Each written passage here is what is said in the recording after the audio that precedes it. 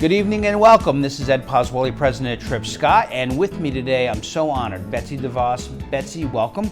Thank you, Ed. Betsy is the chairman of the American Federation of Children and is a true pioneer. When I say pioneer, I mean it in the real sense of the school choice movement across the country. I know you've given time and energy and money and strategic advice and all those great things. And so, given that you're the pioneer, where does the school choice movement stand in the United States? Well, first of all, Ed, thanks for having me here today, and it's really an honor to be here. So education choice has made some tremendous strides in the last 3 to 4 years. Now there are 24 states currently that have some form of a private school choice program, education choice program. And we advocate for and do the politics around all forms of choice. So we believe that parents, and we target programs that are specifically geared to answer the needs of low-income parents and students. We believe that they should have the full range of choices. So what are they? Give our audience a... Well, starting with private schools, which is probably the most difficult form to get to politically in people's minds. Charter schools, online schools, virtual schools, blended learning, any combination thereof, and frankly, any combination or any kind of choice that hasn't yet been thought of. Education savings accounts, that's a new one as well. Good one, right? So we change policy through political effort to elect or defeat candidates in states based on this issue, their support or lack of support for the issue. Then we work on the policies, the legislation, the actual programs that they would consider, and we advocate to get those passed in those legislatures and with the governors. Once they're passed, we help to help parents and kids to find schools and schools to find parents and kids. So not only do you help with the politics and the legislation, you also help the actual parents with the opportunities that now are available to them. Exactly. Because so often, especially low-income parents, we have to use different ways to inform them or make them aware of these opportunities. Right. Help them with the application process. Because most of them are means tested, help them with finding the resources to be able to make the application, and really just helping the programs be successful. Indiana is a really great example. Good example. You know, this is only, I think, the 3rd or 4th year of the program. It's already the largest voucher program in the country. Yep. And the demand is huge. Not all of the parents and the students that apply are able to get into the program every year. So there's going to be a demand for more providers, more schools, more opportunities for entrepreneurs and innovators and creators to come in and start new ways of approaching education. So in Indiana, there's the voucher program, but just to give our viewers an understanding, lower income families are also now have the choice of charter schools. Absolutely. They also have the choice of turnaround schools in Indiana. Yep. And as well as the normal traditional public schools, which are now having to compete with these other options. Exactly. What are we seeing results? We're looking at results oriented for the benefit of the child. Are we seeing that? We definitely are seeing the results. And so many people get focused on school buildings and the results of buildings.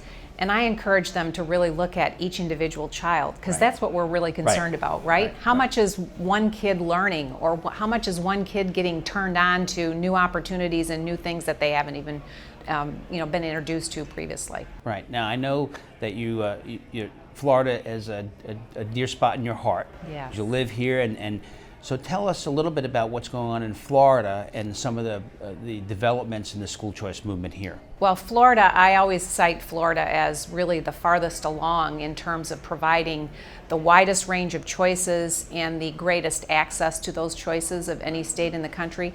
And from a political standpoint, having real bipartisan support for these choices. Because today, and I will cite the very successful tax credit scholarship program with over 70,000 children participating this year.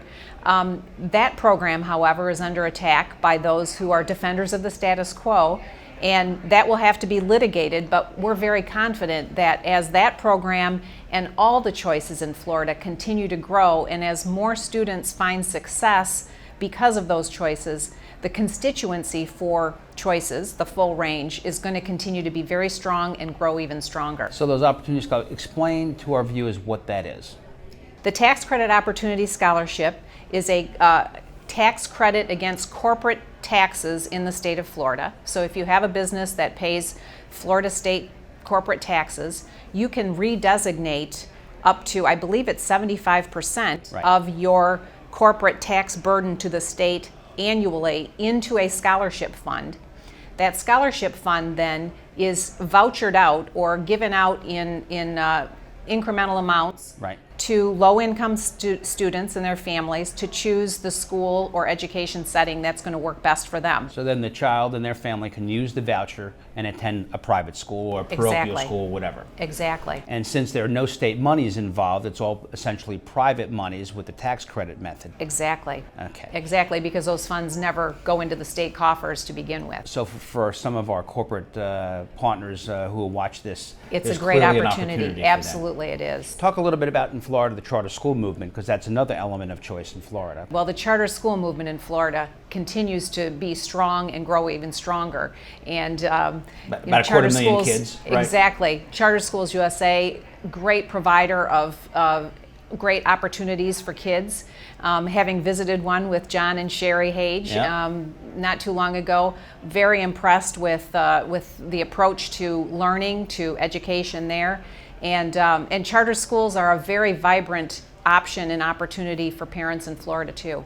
I think that's true. And so what do you think the future of the choice movement is in the United States? Well, I think as more and more parents realize that their children's future opportunities really are tied directly to the ability of each of their children to grow and develop to their fullest potential, in other words, get a good education, they are going to become more demanding of that opportunity, of wider opportunities, because there are far too many educational settings that just aren't meeting the needs of all of the today's kids. And we think about the system that most kids are attending today, the traditional public schools, and it's a system that was brought to us 200 years ago Right. by the Prussians, very much an industrial factory model of education, and how much our society has changed today. Right. Technology has brought so many new opportunities, and we need to embrace that, and not only embrace it, but be bold about it and allow people who are innovative and creative to come and help us think differently about how we could do education. And so choice movement is truly what they call a disruptor in a certain sense. It is indeed. It is indeed. And the more of a marketplace we have for education, the more, I think, the better in general kids are going to do educationally, and certainly the better individually kids are going to be able to do. And ultimately that's the key. And that is the key. Well, with that, Betsy, I really do. I want to take this opportunity and thank you again for your great work in this area and providing unbelievable educational choices across the country, particularly for those who need it most. And so thank you. Thank you, Ed. Thank you for your work. Appreciate it.